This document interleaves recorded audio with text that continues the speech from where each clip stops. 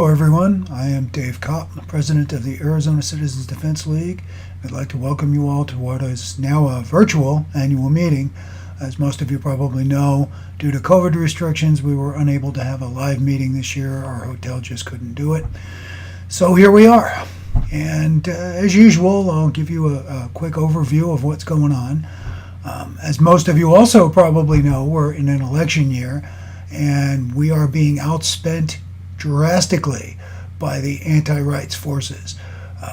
Ever since Mike Bloomberg came on the scene some years ago, there has been a huge infusion of cash into the anti-gun movement. Giffords, Everytown, Brady, they are all spending a fortune, 10, 20 times what they've ever spent before. Unfortunately, those of us in the gun lobby, quote unquote, know we don't have that kind of money. So we can't match that spending. But we do have ourselves, we do have our bodies, we do have our grassroots to go out there and take care of this. And we need to do that. We absolutely need to get on the stick. It's an election year and everybody has to do their part. If you have a candidate that you like, if you have a candidate that you support, please, if you can, contribute to them. If you can't contribute to them, sign up to volunteer for them. Walk precincts, work tables, whatever it is that you have to do to help these guys get elected, because, like I said, we are facing an avalanche of money. I'm sure most of you watch TV or streaming or stuff on the web, and just commercial after commercial after commercial. Vote Democrat, get rid of the Republicans. Vote Democrat, get rid of the Republicans. You know, from a party perspective, who cares? From a pro-rights perspective, especially here in Arizona, there's only one choice.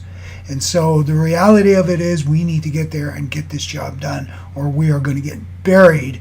And we are at a razor-thin margin here in Arizona. We have a 1-vote margin in the Arizona State House. We have a 3-vote margin in the Arizona State Senate. And that could flip this year without a problem. With all the money they're spending, it's not hard. So we've got to do everything we can to prevent this from happening.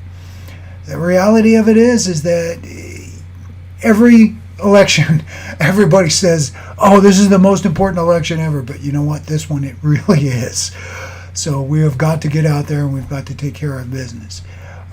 Some of you probably know that this session, this past 2020 legislative session, was cut pretty short by the whole COVID thing. Very little got done. We got a few bills introduced, none of them passed. This is something that is really, in our history, unprecedented, that we haven't gotten one single pro-rights bill passed. I'm hoping that certainly changes this coming year, but that's all going to rest on the outcome of this coming election. A bunch of you folks showed up last year for our annual Second Amendment rally at the Capitol. Really appreciate everybody who did. For the first time, we broke several thousand. And a lot of that was because of the concern that several anti-rights senators, they put forth bills that would ban assault weapons, quote unquote, would require red flag laws, etc., etc. You know, the usual anti-gun wish list.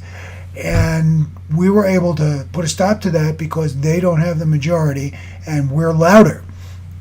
That's just that simple. If they get the majority, we can still be louder, but odds get a lot tighter that we'll get anything stopped.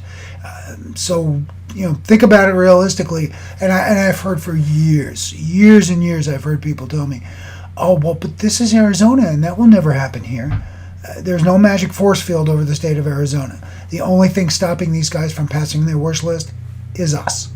And so please, let me reiterate over and over if I have to, get out there, help your candidates however you can, get them reelected, make sure that majority stays pro-rights, because if it doesn't, we're going to turn it to Virginia. So with that said, I really want to thank you all for tuning in and listening to our great speakers. I want to thank Cheryl Todd in particular for getting our speaker lineup together. These were the folks that would have been live at the hotel. But unfortunately, again, COVID restrictions prevented that. So please watch the videos. Cheryl did a great job putting this together. We've got some great speakers lined up. Really appreciate you all taking the time. And thanks so much. And I hope to see you live next year.